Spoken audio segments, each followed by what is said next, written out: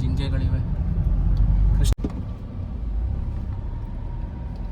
So ಇಲ್ಲಿಂದ forest road ಇದು. ಇಲ್ಲಿ ಆ್ಯಕ್ಚುಲಿ ಒಂದು 6 o'clock ನಂತರ ಬಿಡಲ್ಲ ಇಲ್ಲಿಂದ.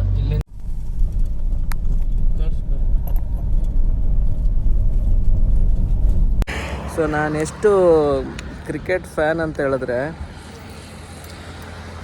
ಅಲ್ಲಿಂದ ಇಲ್ಲಿ ತನಕ ಎಲ್ಲಾದರೂ ನಿಲ್ಲಿಸ್ಬೋದಿತ್ತು ಆಯಿತಾ. ನಂಗೆ ಸಡನ್ನಾಗಿ ಇಲ್ಲೇ ನಿಲ್ಲಿಸ್ಕೊಂಡು ಸ್ವಲ್ಪ ನೀರು ಕುಡ್ಕೊಂಡು ಮುಂದೆ ಟ್ರಾವೆಲ್ ಮಾಡೋಣ ಅನಿಸ್ತು. ಏನಕ್ಕೆ ಇಲ್ಲಿ ನಿಲ್ಲಿಸಿದೆ ಅಂದರೆ,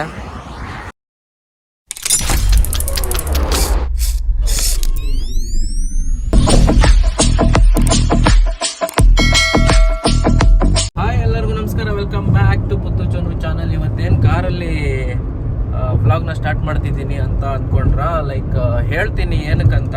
ಸೊ ಅದಕ್ಕಿಂತ ಮುಂಚೆ ನೀವೇನಾದ್ರು ನಮ್ಮ ಚಾನಲ್ಗೆ ಹೊಸಬರಾಗಿದ್ದರೆ ದಯವಿಟ್ಟು ಸಬ್ಸ್ಕ್ರೈಬ್ ಮಾಡಿ, ಲೈಕ್ ಮಾಡಿ, ಶೇರ್ ಮಾಡಿ ಮತ್ತು ಸಪೋರ್ಟ್ ಮಾಡಿ ಅಂತ ಕೇಳ್ಕೊತ, ಏನಿಲ್ಲ ಗುರು, ಒಂದು 2-3 days ರಜಾ ಇದೆ ಆಫೀಸ್ಗೆ. ಸೊ ಆಫೀಸ್ ಕೆಲಸನೆಲ್ಲ ಬಿಟ್ಟು ಒಂದು ಸ್ವಲ್ಪ ಪೀಸಾಗಿ ಬಿಟ್ಟು ಬರೋಣ ಅಂದ್ಬಿಟ್ಟು ನಾವು ಊಟಿಗೆ ಹೊರಟಿದ್ದೀವಿ. ಸೊ ಊಟಿ ಬಂದುಬಿಟ್ಟು ಬೆಂಗಳೂರಿಂದ ನಿಮಗೆ ಅರೌಂಡ್ 280 to 300 ಕಿಲೋಮೀಟ್ರ್ ಆಗುತ್ತೆ. ಮತ್ತು ನಿಮಗೆ ನೈಸ್ ರೋಡಲ್ಲಿ ಹೋಗ್ಬಿಟ್ರೆ ಲೈಕ್ ಮೈಸೂರಿಂದ ಹೋಗಿ ಆಮೇಲೆ ಮೈಸೂರು ಟು ಊಟಿ ಹೋಗ್ಬೋದು ನೈಸ್ ರೋಡಲ್ಲಿ ಹೋದರೆ. ಇನ್ನೂ ಒಂದು ರೋಡ್ ಇದೆ, ಅದು ನಾನು ಮ್ಯಾಪಲ್ಲಿ ಚೆಕ್ ಮಾಡಿದೆ, ಸ್ವಲ್ಪ ಲಾಂಗ್ ಅನಿಸ್ತು ನನಗೆ, ಎಕ್ಸಾಕ್ಟಾಗಿ ಹೆಸರು ಗೊತ್ತಾಗ್ತಿಲ್ಲ, ಬಟ್ ಇದು ಬೆಟರ್ ರೋಡು. ಸೊ ಇದೇ ಇವತ್ತಿನ ವ್ಲಾಗು. ಬನ್ನಿ ಊಟಿಗೆ ಹೋಗೋಣ. ಸೊ ನಾವಿವಾಗ ಎಲ್ಲಿದ್ದೀವಿ ಅಂತ ಹೇಳಿದ್ರೆ ನೈಸ್ ರೋಡಲ್ಲಿದ್ದೀವಿ. ನೈಸ್ ರೋಡ್ ಕ್ರಾಸ್ ಆಗಿ ಆಲ್ಮೋಸ್ಟ್ ಎಕ್ಸ್ಪ್ರೆಸ್ ವೇ ಹತ್ರ ಬಂದ್ವಿ. ಸೊ ಇಲ್ಲಿಂದ ಮೈಸೂರು ಹೋಗಿ ಮೈಸೂರಿಂದ ಊಟಿ ರೋಡ್ನ ತಗೊಳ್ಳೋಣ. ಸೊ ಮೈಸೂರಲ್ಲಿ ಕೂಡ ಕಸಿನ್ ಮನೆ ಇದೆ, ಅಲ್ಲಿ ಹೋಗ್ಬಿಟ್ಟು ಅಲ್ಲಿ ಒಂದು ವಿಸಿಟ್ ಹಾಕಿ ಅಲ್ಲಿಂದ ಬಿಡೋಣ. ಸೊ ಬನ್ನಿ ಹಾಗಾದರೆ ಊಟಿಗೆ ಹೋಗೋಣ. ಕಂಪ್ಲೀಟು ಟ್ರಿಪ್ ಇದು. ನಾವು ಹೋಗಿ ಹೋಟೆಲ್ ರೀಚ್ ಆಗೋ ತನಕ ತೋರಿಸ್ತೀನಿ. ಅದಾದಮೇಲೆ ಪಾರ್ಟ್ ವೈಸ್ ಮಾಡ್ತೀನಿ ಊಟಿ ಟ್ರಿಪ್ನ. ಸೊ ಎಲ್ಲರೂ ನೋಡಿ ಎಂಜಾಯ್ ಮಾಡಿ.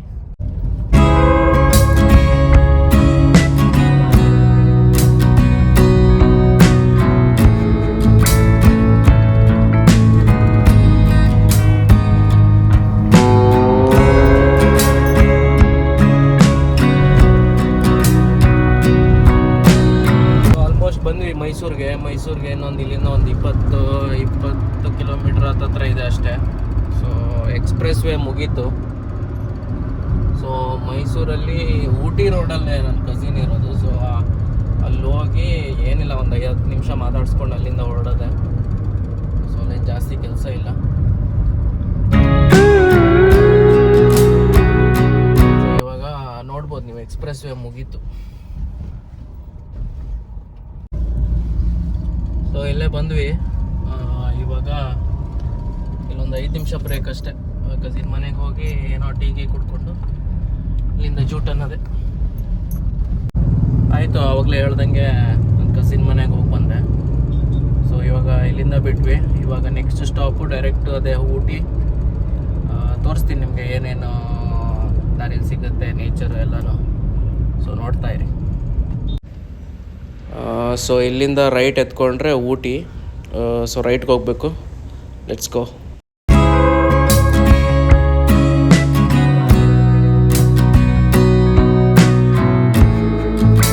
ಏನು ಗೊತ್ತಾ, ಒಂದು ಸ್ಟಾಪ್ ಹಾಕ್ಕೊಳ್ಳೋಣ ಎಲ್ಲಾದರೂ ಅಂತ ಇದ್ವಿ. ಸೊ ನಾನು ಎಷ್ಟು ಕ್ರಿಕೆಟ್ ಫ್ಯಾನ್ ಅಂತ ಹೇಳಿದ್ರೆ, ಅಲ್ಲಿಂದ ಇಲ್ಲಿ ತನಕ ಎಲ್ಲಾದರೂ ನಿಲ್ಲಿಸ್ಬೋದಿತ್ತು ಆಯಿತಾ.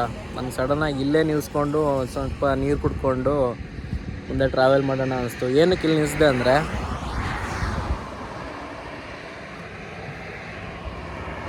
ಅಲ್ಲಿ ನೋಡಿ ಏನಾಗ್ತಿದೆ ಅಂತ.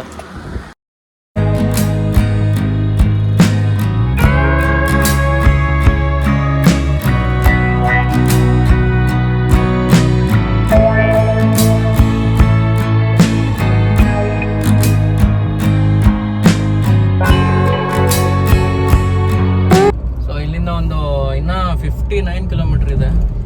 ಸೊ ಇವಾಗ ಎಲ್ಲಿದ್ದೀವಿ ಅಂತ ಕೇಳಿದ್ರೆ, ಇವಾಗ ಇನ್ನೇನು ಬಂಡೀಪುರ ಫಾರೆಸ್ಟ್ ರೋಡ್ ಇದೆಯಲ್ಲ, ಅದು ಜಸ್ಟ್ ಸ್ಟಾರ್ಟ್ ಆಗುತ್ತೆ. ಸೊ ಇನ್ನೂ ಒಂದು 59 ಕಿಲೋಮೀಟರ್ ಅಂತ ಹೇಳಿದ್ರೆ ಇನ್ನೂ ಒಂದು 2 hours ಅಂತ ಹೇಳ್ಬೋದು.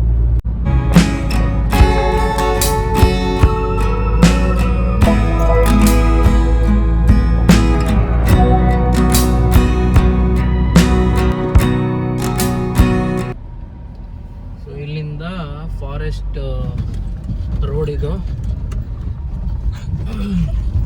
ಇಲ್ಲಿ ಆ್ಯಕ್ಚುಲಿ ಒಂದು 6 o'clock ನಂತರ ಬಿಡಲ್ಲ, ಇಲ್ಲಿಂದ ಎಂಟ್ರಿ ಇರಲ್ಲ ಊಟಿಗೆ. ಸೊ ಬೇರೆ ರೂಟ್ ಇರುತ್ತೆ ಐ ಥಿಂಕ್. ನಾನು ಕೇಳಿದ್ದು ಲೈಕ್ ಇಲ್ಲಿ ಪ್ರಾಣಿಗಳೆಲ್ಲ ರೋಡ್ ಮೇಲೇ ಬರುತ್ತೆ. ಸೊ ನಮ್ಮಿಂದ ಪ್ರಾಣಿಗಳು ಡಿಸ್ಟರ್ಬ್ ಆಗಬಾರ್ದು, ಮತ್ತು ಪ್ರಾಣಿಗಳಿಂದ ನಮಗೇನು ತೊಂದರೆ ಆಗಬಾರ್ದು ಅಂದ್ಬಿಟ್ಟು ಸಮ್ ಟೈಮ್ ಇಸ್ ದೇರ್. ಆ ಟೈಮಲ್ಲಿ ಕ್ಲೋಸ್ ಮಾಡ್ತಾರೆ ಈ ರೋಡನ್ನು. ಸೊ ಅದಕ್ಕೆ ನಾವು ಒಳ್ಳೆ ಟೈಮಲ್ಲೇ ಎಂಟ್ರ್ ಆಗಿದ್ದೀವಿ.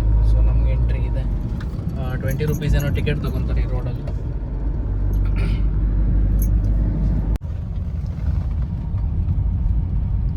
ನೋಡಿ ಅಲ್ಲೆಲ್ಲ ಜಿಂಕೆಗಳಿವೆ.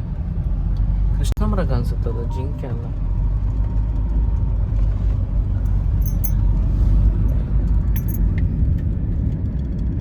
₹20 ಕೊಟ್ಟು ಟಿಕೆಟ್ ತೊಗೊಂಡಿದ್ದು ಪ್ರಾಣಿ ನೋಡಂಗಾಯ್ತು. ಮಂಗ ಮತ್ತೆ ಇದು ಜಿಂಕೆ ಅಷ್ಟೇ ಕಂಡಿದ್ದು, ಮತ್ತೇನಿಲ್ಲ. ನೋಡಬೇಕು.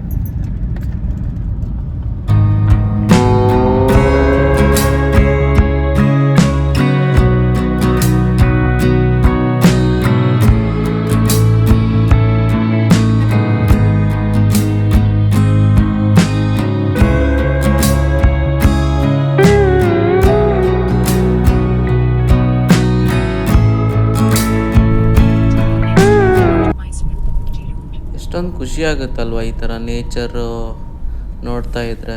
ಬರೀ ಸಿಟಿಲಿ ನಾವು ಜೀವನ ಮಾಡೋರಿಗೆ ಈ ಥರ ಆಚೆ ಕಡೆ ಬಂದಾಗ ನೇಚರ್ ಮಧ್ಯೆ ಡ್ರೈವ್ ಮಾಡಬೇಕಾದ್ರೆ ಇಲ್ಲ ಕೂತ್ಕೊಂಡು ನೋಡಬೇಕಾದ್ರೆ ಒಂಥರ ಮನಸ್ಸಿಗೇನೋ ಒಂಥರ ನೆಮ್ಮದಿ ಅನಿಸುತ್ತೆ. ಸೊ ಅವಾಗ ಆಚೆ ಬರ್ತಾ ಇರಬೇಕು, ಈ ಥರ ಪ್ರಕೃತಿನ ನೋಡಬೇಕು, ಅದರ ಅಂದ ಚಂದನ ಸವಿಬೇಕು. ಸೊ ಮನಸ್ಸನ್ನು ಖುಷಿಯಾಗಿ ಇಟ್ಕೊಬೇಕು. ಜೀವನ ಪೂರ್ತಿ ದುಡಿಯೋದು ಎಲ್ಲ ಇದ್ದಿದ್ದೆ, ಬಟ್ ಈ ಥರ ನೇಚರ್ ಅಪರೂಪಕ್ಕೆ ಸಿಗೋದಲ್ವ.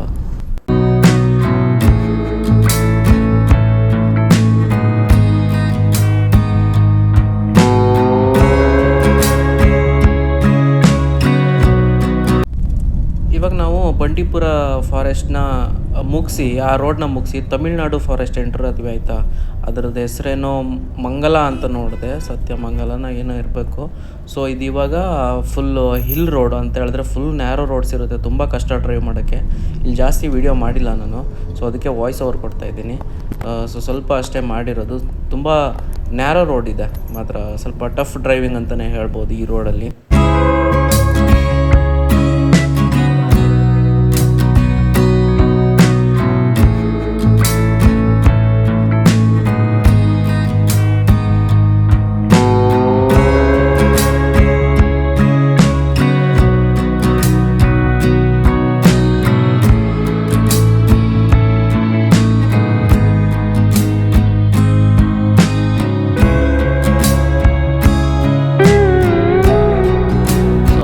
ಊಟಿ ರೀಚ್ ಆದ್ವಿ. ಇದು ಊಟಿಲಿ ಸಿಟಿ ರೋಡ್ ಇದು.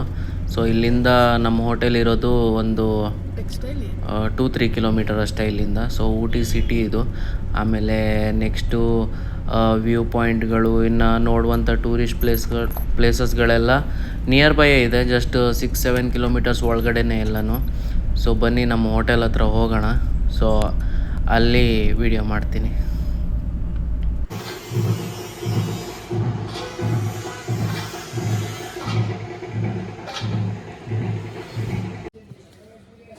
ಸೊ ಹಾಯ್, ಅಂತೂ ಇಂತೂ ಊಟಿಗೆ ರೀಚ್ ಆದ್ವಿ.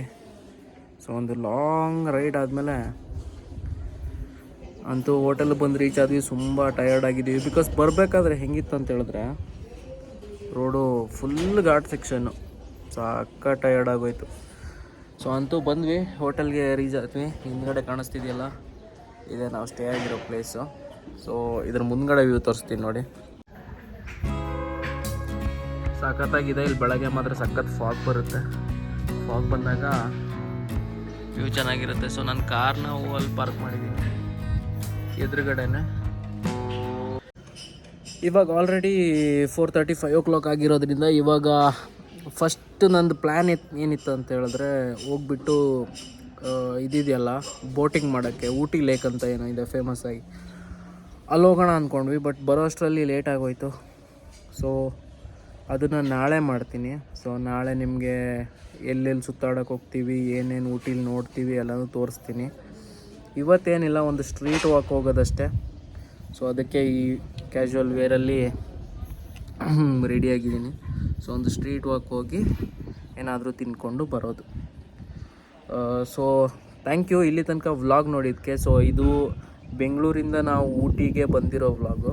ಸೊ ಇನ್ನು ನೆಕ್ಸ್ಟ್ ನಾಳೆ ತಿರುಗಾಡೋದು, ಸುತ್ತಾಡೋದು, ಎಲ್ಲೆಲ್ಲಿ ಹೋಗಿದ್ವಿ, ಆ ಪ್ಲೇಸಸ್ ಯಾವ್ಯಾವುದು ಅಂತ ಕ್ಯಾಪ್ಚರ್ ಮಾಡಿ ನಾಳೆ ಹಾಕ್ತೀನಿ. ನಾಳೆ ಇನ್ ದ ಸೆನ್ಸ್ ನಾಳೆ ರೆಕಾರ್ಡ್ ಮಾಡ್ತೀನಿ. ನೆಕ್ಸ್ಟ್ ವ್ಲಾಗ್ನ ಸೆಕೆಂಡ್ ಪಾರ್ಟ್ ಥರ ಅಪ್ಲೋಡ್ ಮಾಡ್ತೀನಿ. ಓಕೆನಾ?